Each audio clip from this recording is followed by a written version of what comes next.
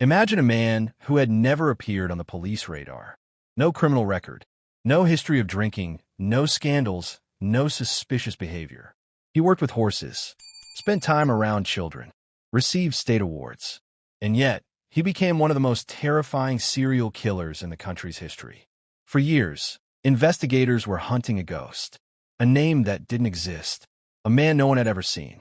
They called him Fisher, but behind that name was a very real person, Sergei Golovkin. Childhood, the formation of isolation. Sergei Golovkin was born in Moscow in 1959 into what appeared to be an ordinary, stable family. But from an early age, his life unfolded differently than that of most children. He was a sickly child, frequent colds, bronchitis, digestive problems. From childhood, he perceived his own body as wrong. A congenital chest deformity intensified his sense of inferiority. His relationship with his father became a defining factor. His father drank heavily and used harsh methods of discipline. Physical punishment, humiliation, public shaming. This was normal in their home. According to Golovkin himself, his father forced him to take cold showers, not as hardening, but as punishment.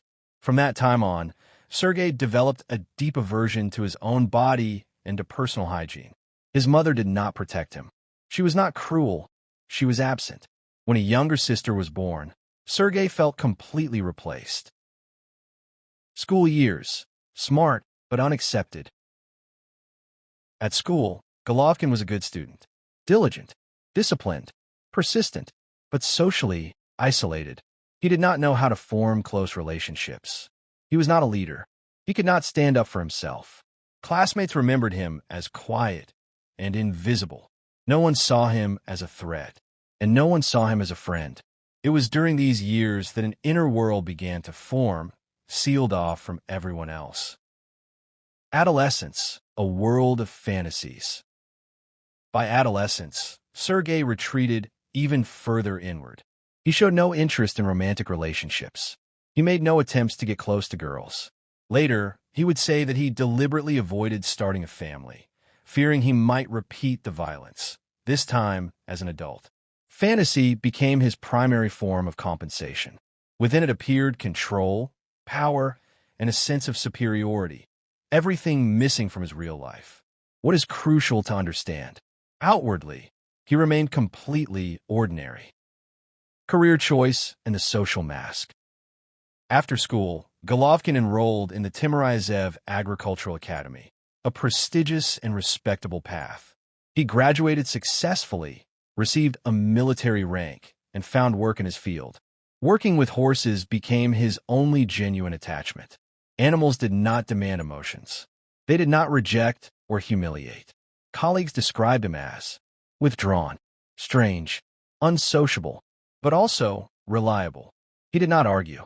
He did not cause conflict. He did not draw attention. The first steps over the line. His first attempts to act on his fantasies occurred in the early 1980s. They did not end in tragedy, for various reasons. Victims escaped. Chance intervened. Fear took over. This is a critical point. He was capable of stopping. He analyzed his failures, changed his methods, and waited. The birth of Fisher. When rumors of an unknown maniac began circulating in the area, a name emerged, Fisher, born from hearsay, children's fears, and speculation. Investigators spent years constructing a profile of a man who didn't exist. Golovkin learned about this and accepted the name as a mask. It gave him a sense of anonymity and control over the situation. The first murders and systemic failure.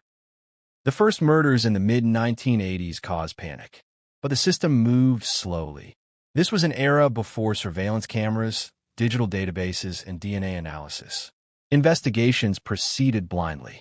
Some crimes were mistakenly attributed to other serial offenders. Others were closed due to lack of evidence. Golovkin saw this and understood no one was looking for him. Pauses as part of the strategy. He did not kill continuously. Between episodes, months, sometimes years, he followed the news, listened to conversations, analyzed. This was not chaos.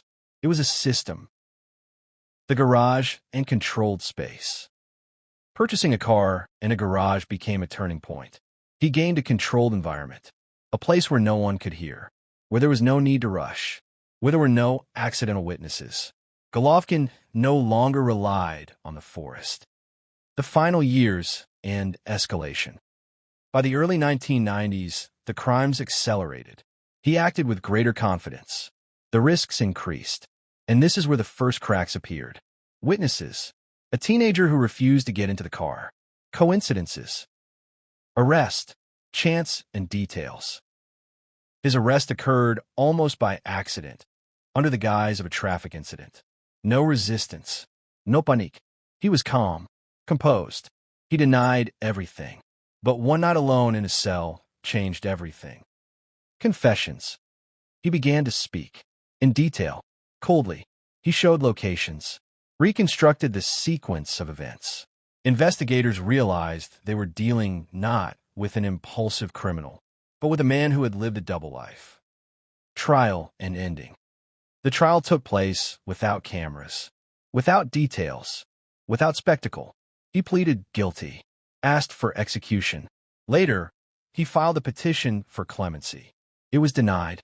The story of Sergei Golovkin is not the story of a movie monster. It is a story about how evil can look unremarkable, how a system can fail to see the obvious, and how silence can sometimes be more terrifying than a scream.